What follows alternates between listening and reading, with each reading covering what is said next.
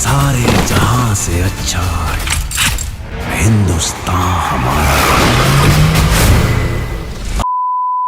Body double জিনিসটা আসলে কি? এক কথায় একের শরীরে অন্যের মুখ। সিনেমাতে বডি ডাবল বেশ পরিচিত একটা টার্ম।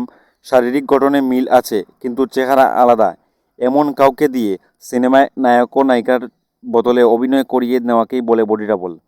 বডি ডাবল অনেক কারণে ব্যবহার করা হয়ে থাকে, তবে সবচেয়ে বেশি ব্যবহার করা হয় ঝুঁকিপূর্ণ অ্যাকশন সিকোয়েন্সে। বাংলা সিনেমাতেও বডি ডাবল ব্যবহার করা হয়, তবে সেটি দর্শকদের সামনে আসে না, তাদের ইচ্ছে করে ক্যামেরার আড়ালে রাখা হয়। Welcome to filmy sonnet. তো ভিউয়ার্স, আজকে আমরা দেখব বাংলার নায়করা কি বডি ডাবল ব্যবহার করে থাকেন।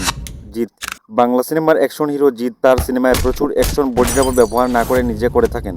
বাঘবন্দি খেলা বস 2 সিনেমায় জিৎকে 50 তলা থেকে ঝাঁপ দিতে দেখা যায়। This is Jeet doing everything himself. There's no duplicate. This is all real.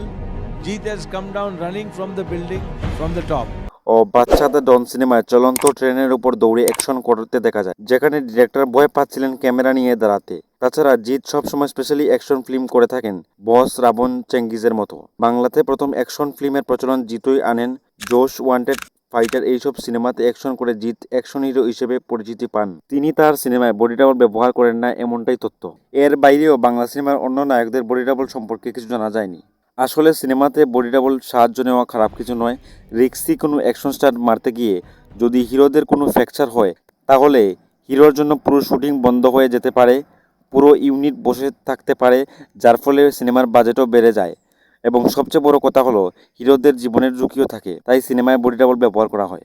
আপনারাও কি আমাদের সাথে একমত? তাহলে কমেন্টে লিখুন।